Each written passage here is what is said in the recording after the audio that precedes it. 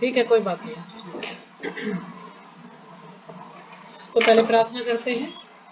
ओम अज्ञानतिमिरान्धस्य ज्ञानाञ्जनशलाकया चक्षुरुन्मीलितं येन तस्मै श्रीगुरुवे नमः।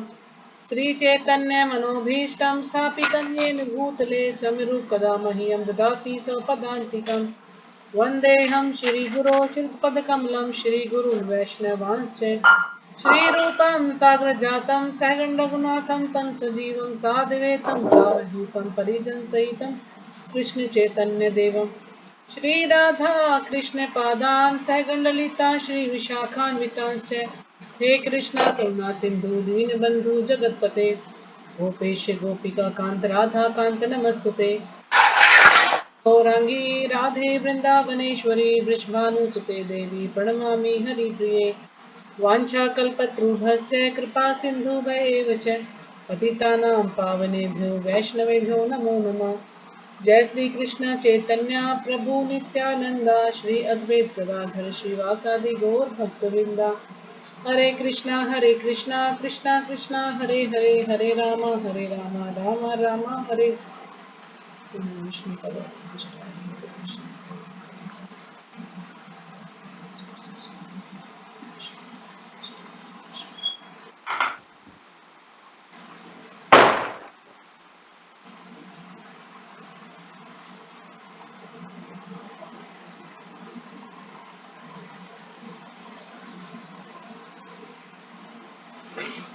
तो आज हम करेंगे श्रीमद् भगवद गीता यथारूप। सभी माताओं को लेंगे प्रणाम। सभी माताओं मिलकर माता जी का स्वागत हम करेंगे। हरे कृष्ण महामंत्र बोलकर। हरे कृष्णा कृष्ण कृष्णा कृष्ण कृष्णा हरे हरे हरे कृष्णा हरे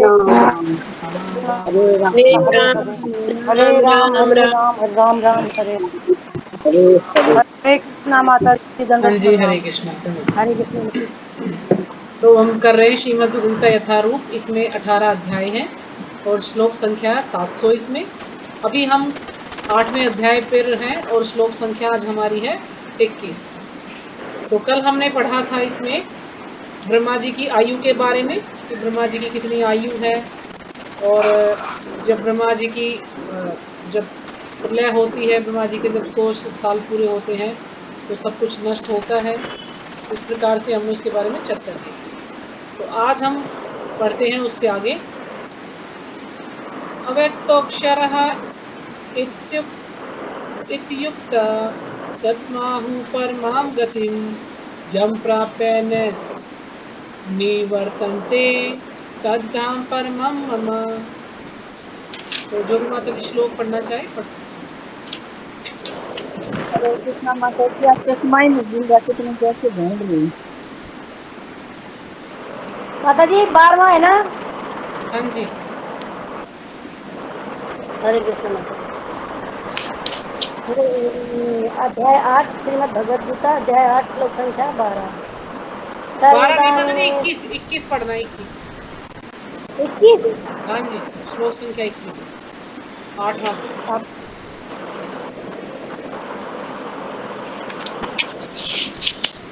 माता जब तक कोई और पढ़ रहा है पढ़ो।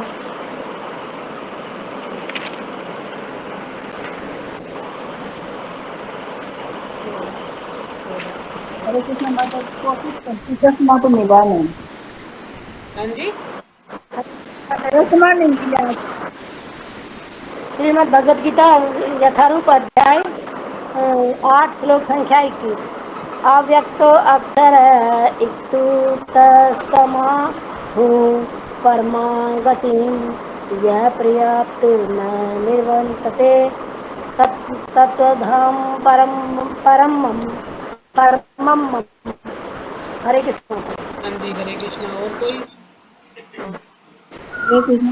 सादर प्रणाम सभी हाँ जी, भक्तों को। श्रीमद् प्रणाम। भगवत गीता यथारूप अध्याय खाना 8 भगवत प्राप्ति। इसमें श्लोक हैं 28 और श्लोक संख्या है 21। सुशीला माता जी ने करवाओ। अव्यक्त अक्षर इति युक्त तमाहु परमाम गतिम यम प्रापे न निवर्तन्ते तद्धाम परमं मम। हरे कृष्णा माता हाँ जी, जी, और कोई? बताएंगे। हरे कृष्णा माता जी, दंडवत प्रणाम। प्रणाम माता जी, पढ़िए। अध्याय 8, श्लोक संख्या 21। अव्यक्ते अक्षरे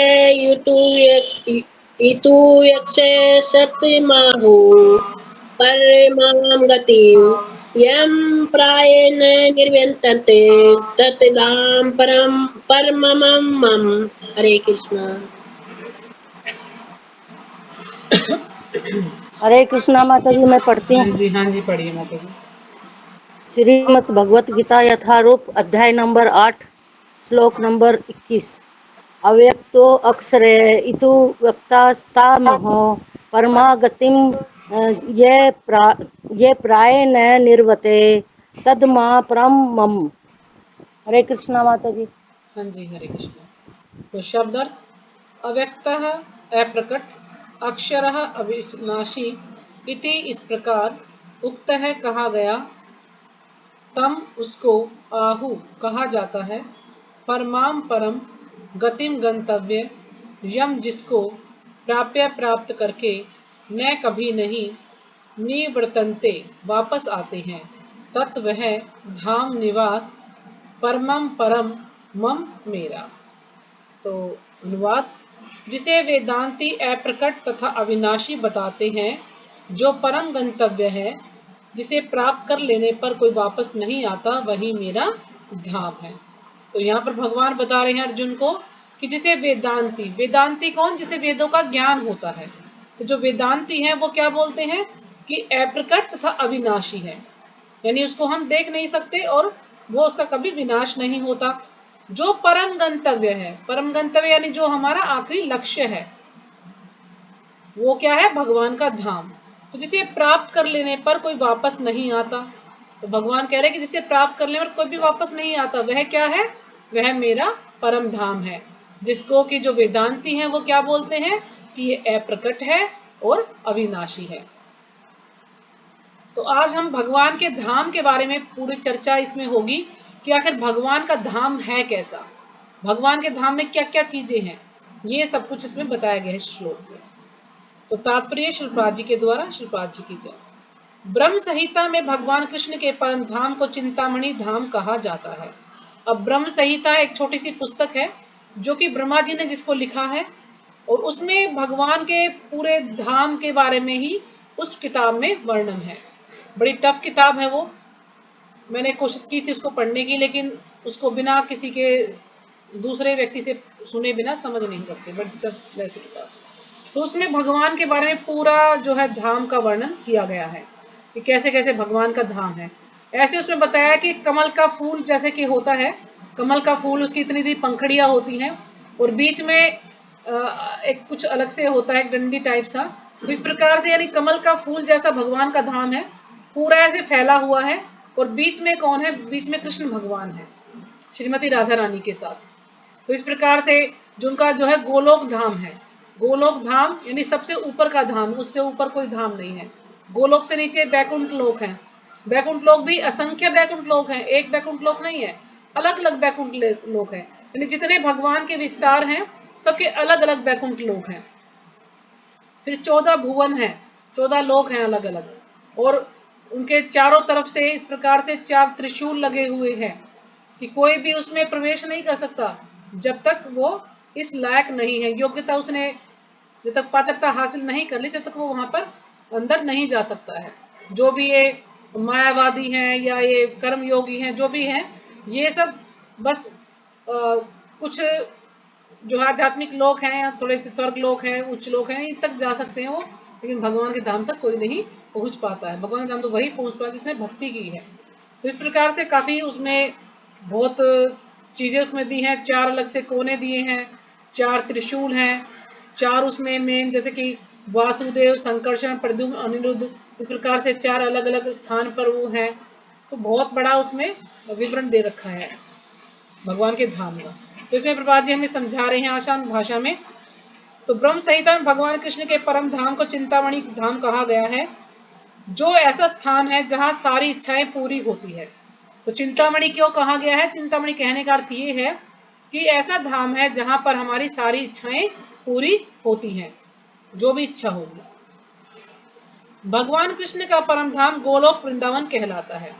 तो भगवान के धाम का नाम क्या है? गोलोक वृंदावन। और वह पारसमणि से निर्मित प्रासादों से युक्त है। और वो पारसमणि, एक पारसमणि ऐसा पत्थर होता है कि वो जिसको भी छू दे वो सोना बन जाए। तो इस प्रकार से जो पारसमणि है उससे निर्मित, उससे बने हुए प्रासाद, प्रासाद क्या होते हैं? महल। ऐसे भगवान के वहां पर ऐसे महल हैं जो कि पारसमणि से बने हुए हैं। वहां पर वृक्ष भी हैं जिन्हें कल्पत्रु कहा गया है। मतलब ऐसे वृक्ष हैं कल्पत्रु, यानी उनसे वृक्ष से आप कुछ भी मांगेंगे तो वृक्ष जो है हमें वो चीज उनसे मिल जाएगी। वहां पर ऐसे वृक्ष नहीं है। अब वहां पर ऐसे वृक्ष हैं कि वो अपने आप फल से लदे हुए तो झुक जाते हैं, वो अपने आप ही झुक जाते हैं वो, और उनसे जो भी हम फल मांगेंगे वो हमें मिलता है। और ऐसे फल हैं वहां पर कि उन जैसे आम है तो आम के अंदर गुठली नहीं है। तो एक बार चैतन्य चरितामृत में मैंने सुना था कि एक बार चैतन्य महाप्रभु के जो संगी थे उनको भूख लगी थी। तो चैतन्य महाप्रभु उन्होंने कहा कि प्रभु हमें भूख लगी है महाप्रभु। तो उन्होंने क्या किया कि एक गुठली ली और गुठली लेकर एक वृक्ष जो है लगाया, आम का वृक्ष। और आम का वृक्ष लगाया तो उसमें ऐसे आम निकले, ऐसे आम जो है, क्योंकि भगवान ने लगाया तो वो तो उसी टाइम जो है पेड़ बड़ा भी हो गया, राम भी लग गए उसमें। तो ऐसे आम थे, मतलब इतने मीठे आम थे, इतने मीठे आम थे कि उन्होंने कभी जिंदगी में नहीं खाए थे, और उनमें गुठली नहीं थी। तो ऐसे आम जो है, ऐसे फल वहां पर हमें मिलेंगे भगवान के धाम में। और वो फल जो है, जब वो वृक्ष हैं वो अपने आप झुक जाते हैं कि भाई भगवान जो है भगवान हमें जो है ले ग्रहण करें, तो इसलिए झुक जाते हैं। फल से लदे हुए होते हैं सारे वृक्ष, और बड़े मीठे फल होते हैं वहां पर।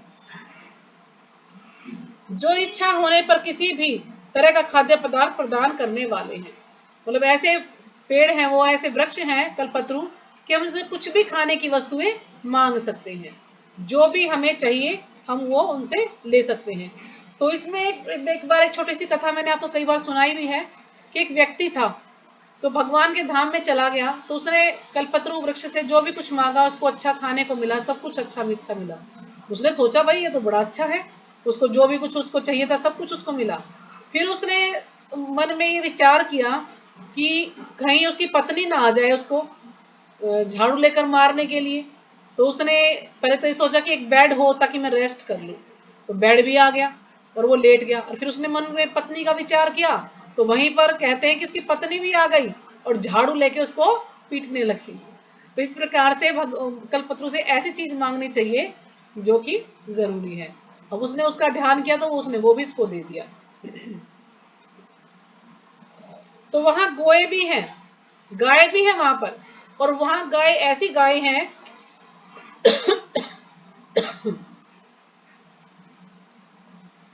उनको सुरभि गाय कहा गया है, उनका नाम है सुरभि गाय। वो ऐसी गाय है कि उन गायों से तुम जो भी कुछ मांगोगे सब कुछ मिलेगा। मतलब ऐसा नहीं कि यहाँ पर जैसे गाय देती दूध भाई दे दिया बस, अब इससे ज्यादा नहीं देंगी। वहां पर कितना ही दूध गाय से लो, कुछ भी खाद्य पदार्थ लो, सब कुछ गाय देती है। सुरभि गाय हर इच्छा पूरी करती है गाय भी वहां पर, जिन्हें सुरभि गाय कहा जाता है। और वे अत्यंत दुग्ध देने वाली है, अनंत दुग्ध देने वाली है, यानी उनकी दूध देने की कोई सीमा नहीं है, बहुत दूध देती है वो सुरभि गाय।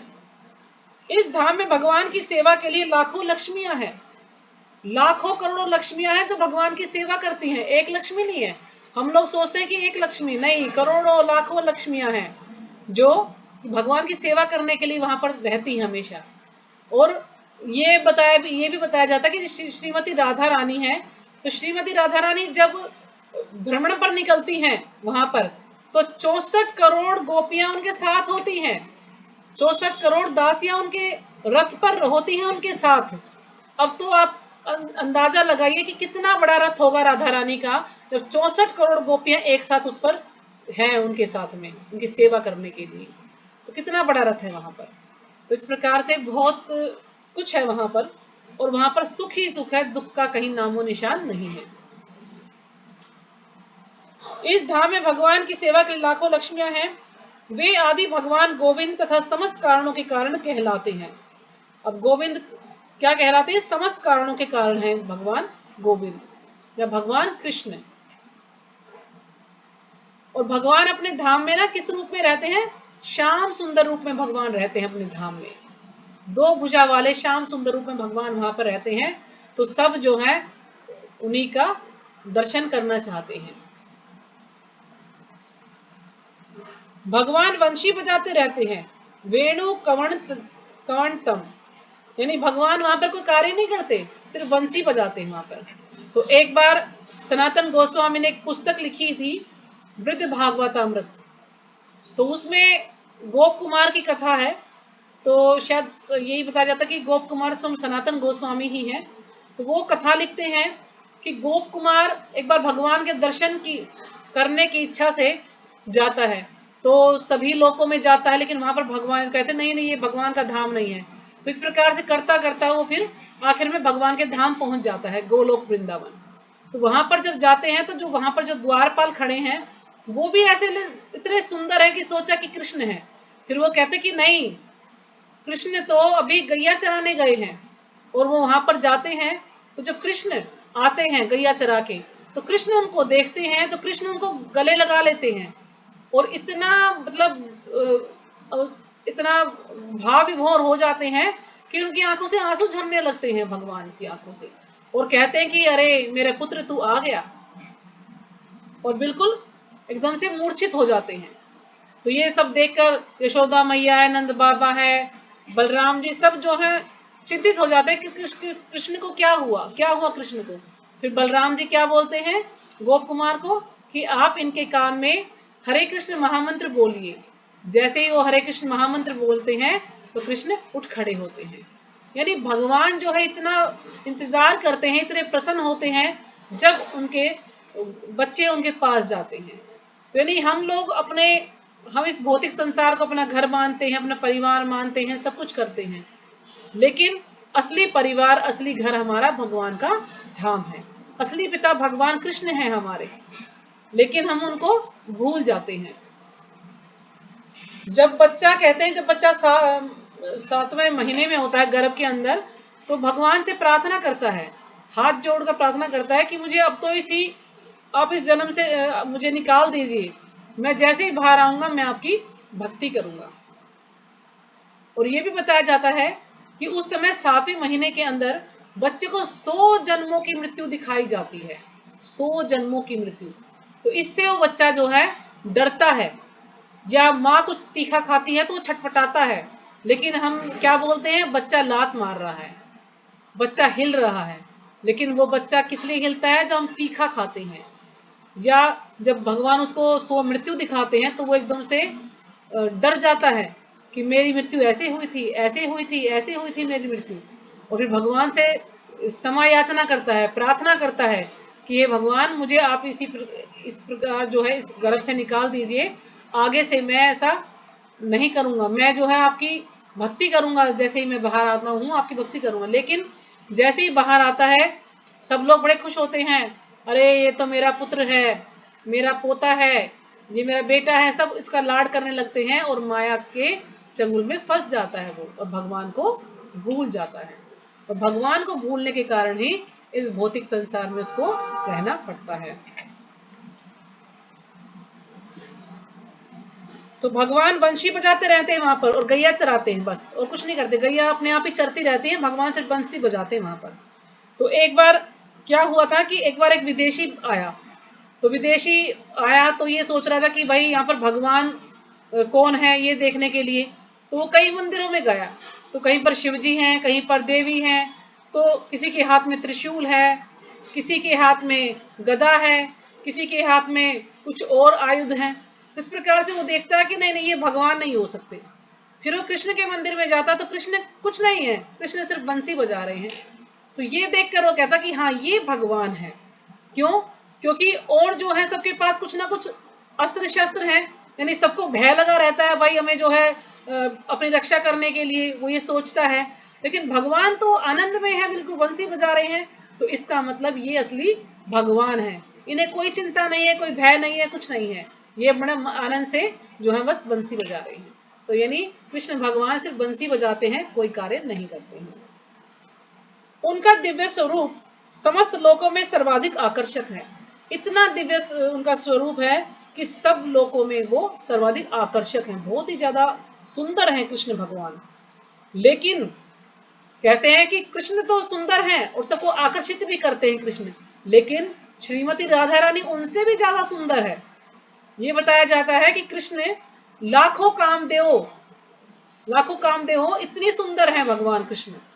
मतलब कामदेव सोचते कि हम सुंदर हैं, लेकिन जब कृष्ण का रूप देखते हैं तो वो देखते ही रह जाते हैं, नहीं कृष्ण इतने सुंदर हैं। इसलिए कृष्ण का नाम है मदन मोहन। लेकिन श्रीमती राधा रानी को कहा जाता है मदन मोहन मोहिनी, यानी जो कृष्ण को भी आकर्षित कर दे वो है मदन मोहन मोहिनी श्रीमती राधा रानी। तो वो भगवान को भी आकर्षित करती हैं, वो इतनी सुंदर है। उनके नेत्र कमल दलों के समान हैं। जो भगवान के नेत्र हैं कमल दल के समान है, यानी कमल के जो पुष्प हैं उसके समान है भगवान के नेत्र। और उनका शरीर मेघों के वर्ण का है, और जो मेघों का बादलों का जो रंग है उनका शरीर इस कलर का है। ये सब हमें समझाने के लिए कि भगवान की तुलना हम किसी से नहीं कर सकते हैं, ये सिर्फ समझाने के लिए कि इस प्रकार से भगवान की आंखें हैं, इस प्रकार से भगवान का शरीर है, जबकि हम किसी के साथ भगवान की तुलना नहीं कर सकते, भगवान बिल्कुल अलग हैं। वे इतने रूपवान हैं कि उनका सौंदर्य हजारों कामदेव को भी मात करता है। यानी इतना सुंदर है उनका शरीर, उनका रूप, कि जो 1000 कामदेव हैं वो भी कुछ नहीं है उनके सामने। वे पीत वस्त्र धारण करते हैं, यानी पीत वस्त्र, पीले वस्त्र धारण करते हैं भगवान। उनके गले में माला रहती है, और उनके गले में वैजंती माला वो पहनते हैं भगवान। और केशों में मोरपंख लगे रहते हैं, और जो मोरपंख है उनके बालों में लगे रहते हैं। भगवत गीता में भगवान कृष्ण अपने निजी धाम गोलोक वृंदावन का संकेत मात्र करते हैं। तो भगवत गीता में उन्होंने बिल्कुल थोड़ा सा इसको समझाया है, संकेत किया, बस थोड़ा सा बताया है उसको।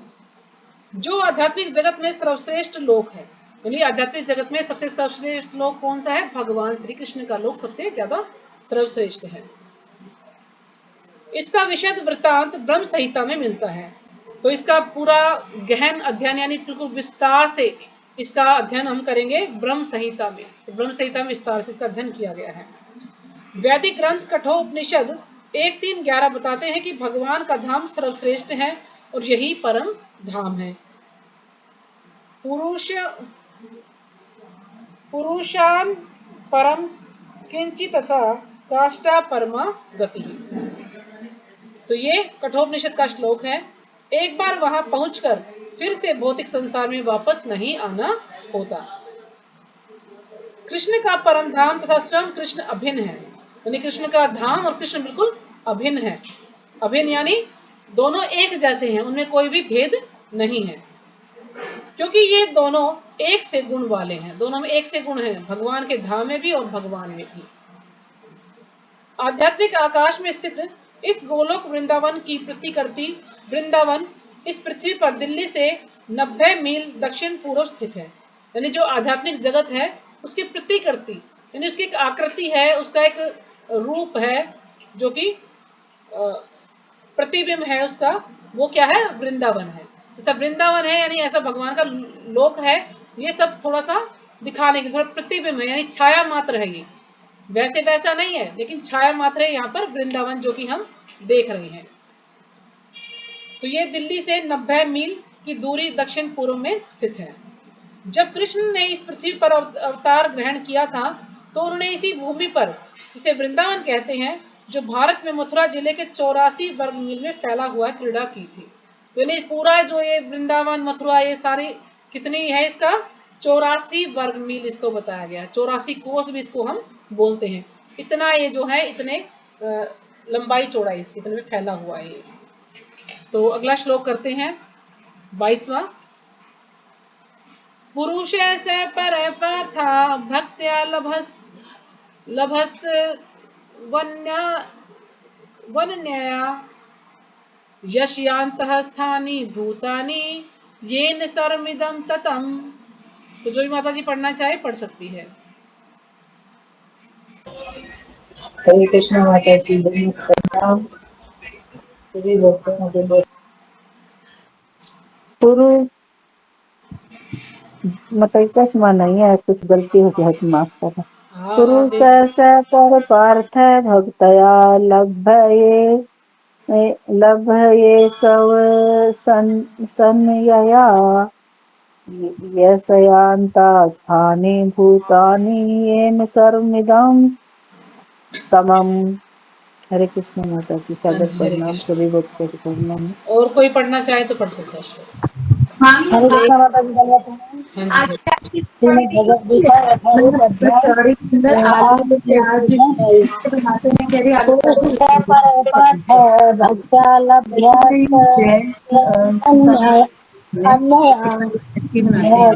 हमारे यस्यन्ते स्थानि भूतानि येन सर्विदं ततम्।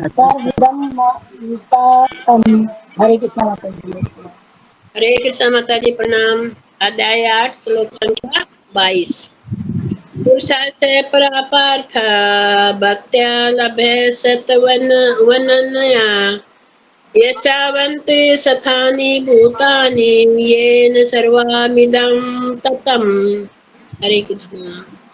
हरे कृष्णा माता जी, सभी माताजियों को सादर प्रणाम। हरे पुरुष कृष्ण माता जी, सभी माताओं को बहुत प्रणाम। नन्य यशांत स्थानी भूतानि येन सर्वमिदं ततम्।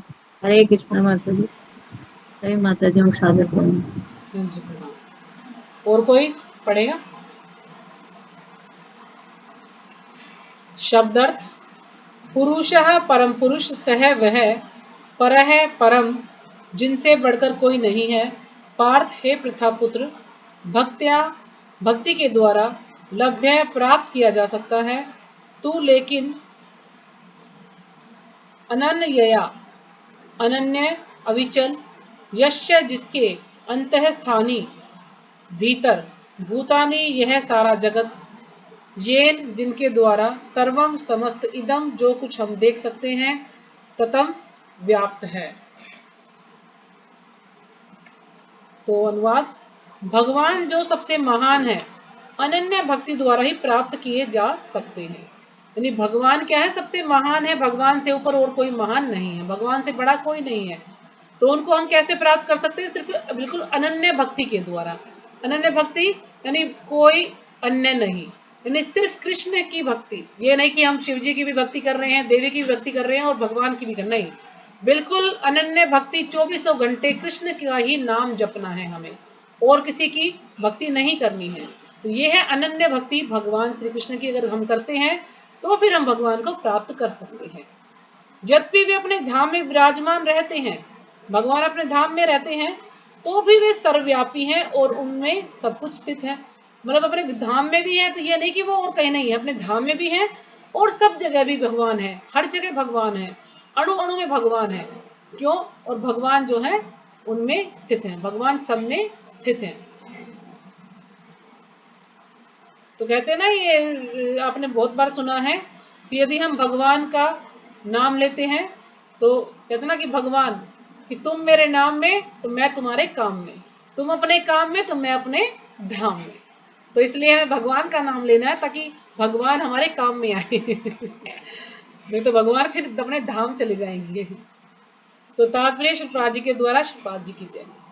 यहाँ पर यह स्पष्ट कहा बताया गया है कि जिस परम धाम में फिर लौटना नहीं होता, वह परम पुरुष कृष्ण का धाम है।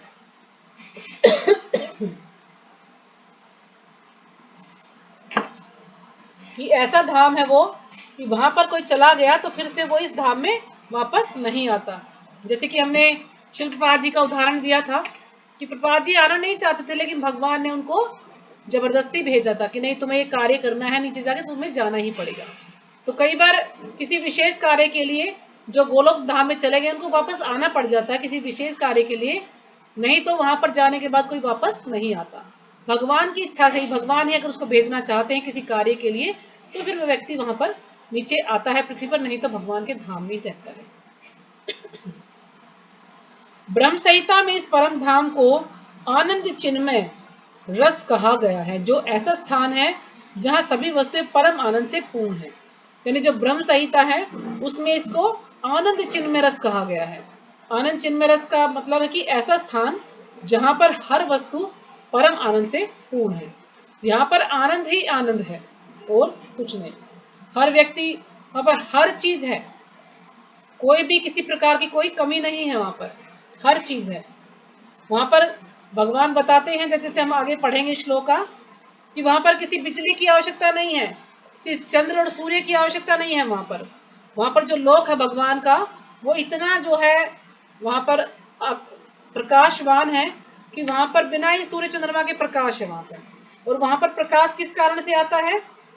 भगवान के तेज से। तो किस कारण से प्रकाशित है वहां पर? वो भगवान के तेज के कारण प्रकाशित रहता है, इसलिए वहां पर बिजली की या किसी सूर्य चंद्रमा के प्रकाश की कोई आवश्यकता नहीं होती है। जितनी भी विविधता प्रकट होती है वह सब इसी परमानंद का गुण है। तो जितने भी वहां पर विविधता है, यानी अनेकता हम देखते हैं, अलग अलग है। यानी बलराम जी नीले वस्त्र धारण करते हैं, कृष्ण पीले वस्त्र धारण करते हैं, तो वो बांसुरी बजाते हैं, वो कुछ और कार्य करते हैं।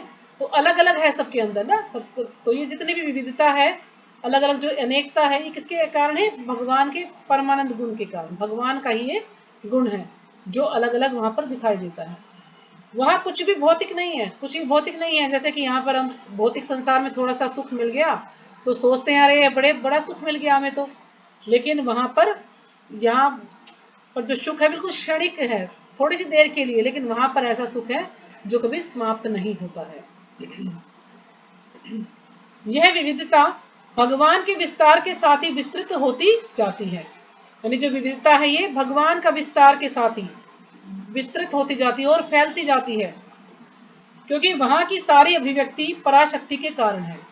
तो वहां पर जो भी कुछ प्रकट होता है वो सब किसके कारण है? पराशक्ति के कारण। और पराशक्ति कौन है?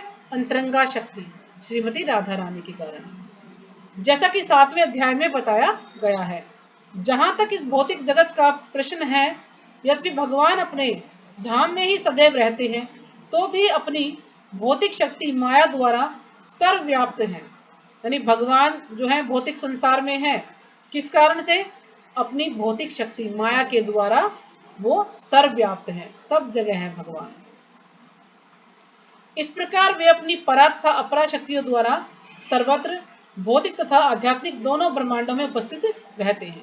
यानी भगवान अपनी पराशक्ति और अपराशक्ति के कारण ही भौतिक और आध्यात्मिक दोनों ब्रह्मांडों में भगवान जो है सदैव रहते हैं वहां पर। यश या अंतः स्थानी का अर्थ है कि प्रत्येक वस्तु उनमें या उनकी परा या अपरा शक्ति में निहित है। तो ये यशांत जो स्थानी का अर्थ क्या है? कि उनकी प्रत्येक वस्तु उनकी परा और अपरा शक्ति में निहित है। इन्हीं दोनों शक्तियों के द्वारा भगवान सर्वव्यापी है। यानी दोनों शक्तियों के कारण ही भगवान सर्वव्यापी है। अब कोई कहे कि नहीं भगवान तो भगवान ही, इनके अंदर कोई शक्ति नहीं है, तो इससे क्या हम जो है समझे से मायावादी बोलते हैं कि भगवान सिर्फ जो है ब्रह्म है, तेज है, लेकिन भगवान ही सर्वशक्तिमान है।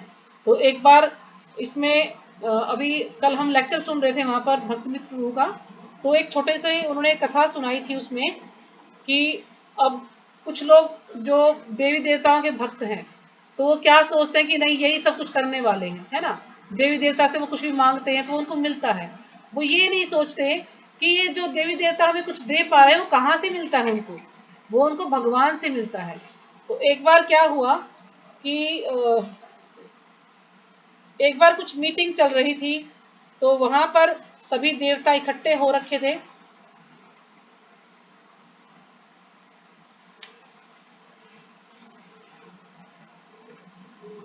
तो ये केनोपनिषद से कथा है कि केनोपनिषद में देवताओं ने दैत्यों को हराया। एक बार देवताओं ने असुरों को हरा दिया, तो असुरों को हराने के बाद उन्हें बड़ा क्या ना अहंकार आ गया कि भाई हमने जो है असुरों को हरा दिया, और बड़ा जो है पार्टी शार्टी करने लगे, जश्न मनाने लगे वहां पर वो इकट्ठे होकर। तो भगवान ने देखा कि भाई ये तो बड़े अहंकारी हो गए हैं, करने वाला तो मैं हूं और कह रहे हैं कि हमने देवता को हरा दिया, बड़े जो है असुरों को हरा दिया, बड़े खुश नजर आ रहे हैं। तो भगवान वहां पर यक्ष का रूप लेकर चले जाते हैं। यक्ष का रूप लेकर उनके पास गए और फिर उन्होंने पूछा कि कोई आया है। तो इंद्र ने क्या किया, इंद्र ने अग्निदेव को भेज दिया कि तुम देख के आओ कि कौन है वहां पर। तो वो अग्निदेव वहां पर आते हैं, तो भगवान यक्ष के रूप में वो पहचान नहीं पाए। तो भगवान ने पूछा कि तुम क्या कर सकते हो। तो उसने कहा कि मैं अग्निदेव हूँ और मैं जहां चाहूं मैं आग लगा सकता हूँ। तो भगवान ने कहा ठीक है। तो भगवान के हाथ में तिनका था, तो भगवान ने कहा ठीक है आप इसको जला दीजिएगा। तो अग्निदेव ने कहते इतना पूरा दम लगा लिया, अपनी पूरी शक्ति झोंक दी, लेकिन उस एक तिनके को जला नहीं पाया। तो ये देखकर वो बड़ा आश्चर्यचकित कि मैं सब कुछ जला सकता हूँ लेकिन तिनके को नहीं जला पाया, और वो चला जाता है। फिर वो चला गया, तो फिर उसके बाद वो जाता है इंद्र के पास। तो इंद्र उसको पूछते भी क्या हुआ, तो उसने कहा पता नहीं कौन है। तो फिर उन्होंने वरुण देव को भेजा। तो वरुण देव जो है वायु के देवता है। तो भाई तुम, भगवान ने उनसे भी यही कहा कि जो तिनका है तुम क्या कर सकते हो, मैं सब कुछ जो है वायु देव तो सब कुछ उड़ा सकते हैं। तो उन्होंने कहा ठीक है तुम इस तिनके को उड़ाओ। वो कुछ नहीं कर पाए, वो भी चले गए। फिर उन्होंने इंद्र जो है वहां पर आते हैं, तो इंद्र को भेजते हैं कि भाई आप जाओ। तो इंद्र जब जैसे ही आते हैं तो वहां पर भगवान अदृश्य हो जाते हैं, इंद्र के सामने भगवान दिखाई नहीं देते हैं। तो फिर जो इंद्र है वहां पर दुर्गा देवी प्रकट होती हैं। तो इंद्र दुर्गा देवी से पूछते हैं कि आखिर वो कौन थे जो यहाँ पर आए थे। तो दुर्गा देवी उनको बताती कि ये ब्रह्म है, यही तो साक्षात भगवान थे। तो फिर उन्हें अपनी गलती का एहसास होता है कि हाँ वास्तव में करने वाले तो भगवान ही हैं, और हम बड़े जश्न मना रहे हैं कि हमने सब कुछ किया। यानी देवी देवता अपनी मर्जी से एक तिनका भी नहीं हिला सकते। अगर भगवान की शक्ति ना हो तो, भगवान की इच्छा ना हो तो। देवी देवता जो भी हमें कुछ भौतिक वस्तुएं देते हैं, ये सब भगवान के कारण ही देते हैं। भगवान ने उनको इतनी शक्तियां दी हैं कि वो हमें कुछ दे पाए। अगर हम भगवान उनकी सेवा करते हैं देवी देवताओं की, तो हमें कुछ भौतिक वस्तु दे सकते हैं वो, लेकिन मुक्ति हमें नहीं दे सकते। तो यानी इससे हम ये समझ सकते हैं कि सब कुछ कार्य करने वाले भगवान ही हैं। अगर कोई खुश हो ले, और मान ले मैं बड़ा खुश हो जाऊं कि अरे वाह तो बड़ा अच्छा लेक्चर दिया मैंने, है ना, मैंने ये सब कुछ, लेकिन अपनी बुद्धि से हम एक शब्द भी किसी को नहीं बता पाते। जब तक कि भगवान की और गुरु की कृपा हम पर नहीं होगी, तब तक हम चाहे कितने भी रट्टे मार ले, हम एक शब्द भी किसी को नहीं बता पाएंगे। तो इसलिए भगवान ही हमें बुद्धि देने वाले हैं, भगवान ही सब कुछ करने वाले हैं। तो इसलिए भगवान जो है सब जगह पर है, वो आध्यात्मिक लोक में भी है और वो इस भौतिक लोक में भी है। भगवान चाहे तो अभी वर्षा कर दे, और भगवान ना चाहे तो वर्षा होगी ही नहीं। कितनी गर्मी अब जो है पड़ रही है, सब कितना परेशान है, सब सोच रहे भगवान हैं जी ने बारिश इतनी हो गर्मी जानी कर चाहिए, रखी है ना, सब सोचते ये हैं सब बारिश हो करते जाए, हैं। लेकिन भगवान जब चाहेंगे जब भी बारिश होगी। मैं रोज सोचती हूँ कि बारिश हो जाए, बड़ी गर्मी हो रही है, लेकिन वो ना भगवान की जब इच्छा होगी जब बारिश होगी, हमारे कहने से नहीं होगी। तो नहीं, सब कुछ टंकी का करने पानी वाले, भी ऐसा है माता जी जैसे कि गीजर चल रहे हैं। हाँ बिल्कुल, बहुत गर्म पानी है। तो इसलिए भगवान ही सब कुछ करने वाले हैं। तो कृष्ण के परम धाम में या असंख्य वैकुंठ लोकों में भक्ति के द्वारा ही प्रवेश संभव है। तो यहाँ पर पाजी समझा रहे हैं, अगर हमें कृष्ण के धाम में प्रवेश करना है या किसी वैकुंठ लोक में प्रवेश करना है, तो हम कृष्ण की भक्ति कर कर ही वहां पर प्रवेश कर सकते हैं। और चाहे हम कुछ भी साधना कर ले, तो हम भगवान के वहां पर प्रवेश नहीं कर सकते जब तक कि हम भक्ति नहीं करेंगे। जैसा कि भक्त्या शब्द द्वारा सूचित होता है, किसी अन्य विधि से परम धाम की प्राप्ति संभव नहीं है। वेदों में गोपाल तापनी उपनिषद 3.2 भी परम धाम तथा भगवान का वर्णन मिलता है। तो यानी वेदों में गोपाल तापनी उपनिषद है एक, उसमें भी भगवान के धाम का वर्णन मिलता है, जिसका नाम कृष्ण है। वहां पर भगवान का नाम कृष्ण ही बताया गया है। एक लाइन छोड़ दी मैंने। तो परम धाम तथा भगवान का वर्णन मिलता है। एको वशी सर्वज्ञ कृष्ण, उस धाम में केवल एक भगवान रहता है जिसका नाम कृष्ण है। यानी एक ही भगवान है, उसका नाम है कृष्ण है। तो वेदों में भी ये बताया गया है। वह अत्यंत दयालु विग्रह है, और एक रूप में स्थित होकर भी वह अपने को लाखों स्वांशों में विस्तृत करता रहता है। यानी वो इतना दयालु विग्रह है कि वो एक है, लेकिन फिर भी लाखों स्वांशों में, भगवान के कितने रूप हैं, लाखों स्वांशों में अपना विस्तार भगवान कर सकते हैं। जिसमें वेदों में भगवान की उपमा उस शांत वृक्ष से दी गई है जिसमें नाना प्रकार के फूल तथा फल लगे हैं और जिसकी पत्तियां निरंतर बदलती रहती हैं। तो यानी भगवान की तुलना की गई है उस वृक्ष से जो कि शांत है, जिसमें क्या है, अलग अलग तरह के फूल लगे हैं, फल लगे हैं, और जिसकी पत्तियां निरंतर बदलती रहती हैं। तो उससे भगवान की तुलना की गई कि भगवान भी शांत है। बैकुंठ लोक की अध्यक्षता करने वाले भगवान के श्वास चतुर्भुजी हैं।